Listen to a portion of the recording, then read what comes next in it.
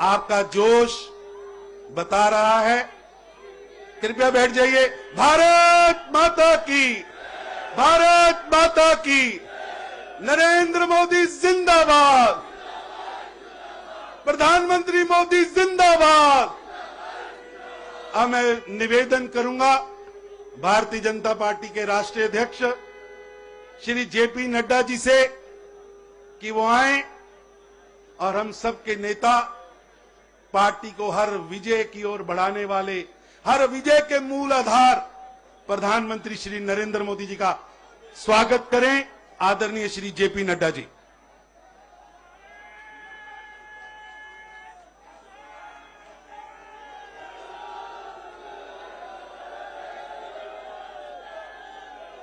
बोलिए भारत माता की, भारत माता की, भारत माता की।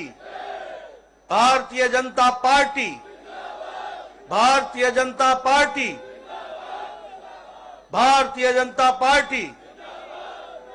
श्री नरेंद्र मोदी जी, श्री नरेंद्र मोदी जी, श्री नरेंद्र मोदी जी। आज के इस विशाल विजय सभा में मंच पर उपस्थित हम सबके प्रिय नेता, भारत के यशस्वी प्रधानमंत्री सम्माननीय श्री नरेंद्र मोदी जी,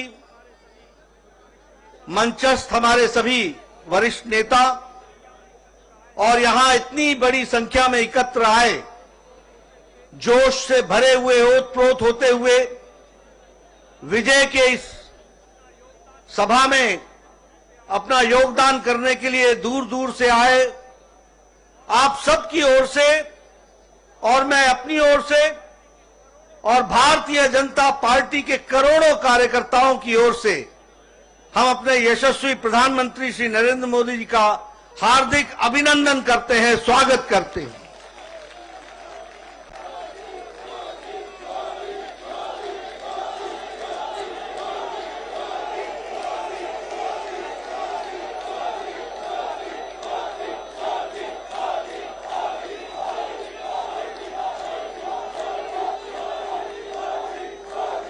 आज हम आदरणीय प्रधानमंत्री जी का अभिनंदन और स्वागत करते हैं। साथ ही साथ गुजरात की जनता, गुजरात के कार्यकर्ता और तमाम कार्यकर्ता जो इस चुनाव में हिमाचल प्रदेश में, दिल्ली में लगे, उन सबको भी मैं तहे दिल से बहुत बहुत बधाई देता हूं और उनका भी अभिनंदन करता हूं। यह हम सबके लिए खुशी की बात है और आज बड़ा ऐतिहासिक दिन है। जब हम गुजरात के नतीजे देखते हैं तो आजाद भारत में रिकॉर्ड तोड़ते हुए यह जीत हासिल आदरणीय प्रधानमंत्री मोदी जी के नेतृत्व में हम सबको मिली है।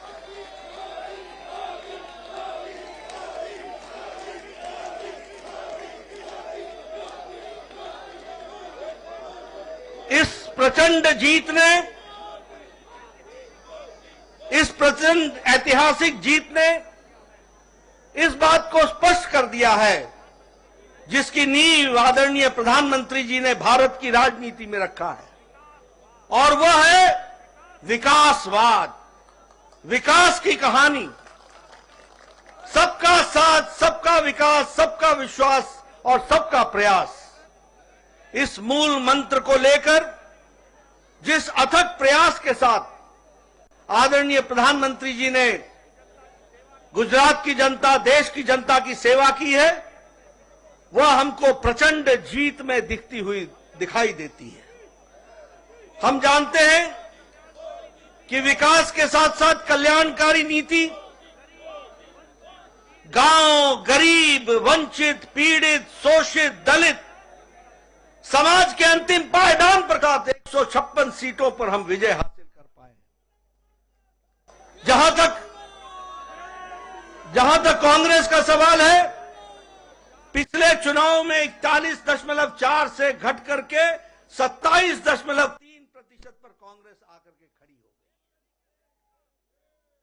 एक तरीके से उनका वंशवाद, परिवारवाद, अकर्मण्यता और गैर जिम्मेदाराना विपक्ष, यह सब मिलाकर के उनकी स्थिति इस तरीके की बनाता है। मैं यह भी कहना चाहता हूं, एक नई पार्टी आई गुजरात का अपमान करने के लिए। वो नई पार्टी क्या करती थी? एक पेपर लेकर के आए उनके नेता और कहने लगे, ये देखो, इसको नोट कर लो, और मैं यहां भविष्यवाणी करता हूं कि गुजरात में सरकार उनकी पार्टी की आ रही है। ऐसा गैर जिम्मेदाराना पार्टी का नेता जो इस तरीके से जनता के आंखों में धूल झोंकता हो, जनता को गुमराह करता हो, ऐसे नेता को आज नतीजों के बाद सार्वजनिक रूप से माफी मांगनी चाहिए गुजरात की जनता के साथ और भारत की जनता के साथ। यह कैसी राजनीति है? देखो, मैं लिख के दे रहा हूं, भविष्यवाणी कर रहा हूं। और दूसरा रिकॉर्ड उसने क्या तोड़ा? और दूसरा रिकॉर्ड क्या तोड़ा कि आजाद भारत में आज दिन तक ऐसा कोई नेता नहीं हुआ जो बोर्ड लेकर के चलता हो कि मैं कट्टर ईमानदार हूं। बोर्ड लेकर के ऐसे अपने बारे में बताने की आवश्यकता पड़ जाए, आप समझ सकते होंगे कि ये कितने कट्टर बेईमान हैं। मैं आदरणीय प्रधानमंत्री जी ने हम सबका मार्गदर्शन करना है, मैं अधिक समय नहीं लूंगा, लेकिन मैं फिर से गुजरात में जो हमें सफलता आपने दिलाई और आपके नेतृत्व में हमें मिला है, और जिस हर्षोल्लास के साथ सारा देश हर्षोल्लास के साथ है, मैं आपको भी बधाई देता हूं और आदरणीय मोदी जी का अभिनंदन करता हूं, स्वागत करता हूं।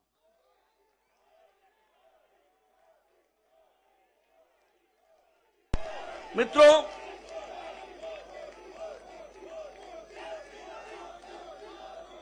मैं हिमाचल प्रदेश के बारे में भी कहना चाहता हूं। हिमाचल प्रदेश के मैं कार्यकर्ताओं को बधाई देता हूं, अथक प्रयास उन्होंने किया, बहुत मेहनत की। यह ठीक है कि हमें सफलता नहीं मिली, लेकिन यह भी ध्यान रखना चाहिए कि राज जरूर बदला, लेकिन साथ में राजनीति के रिवाज भी बदले। पहले जब पार्टियां बदलती थी तो 5% से वोट का फर्क पड़ता था।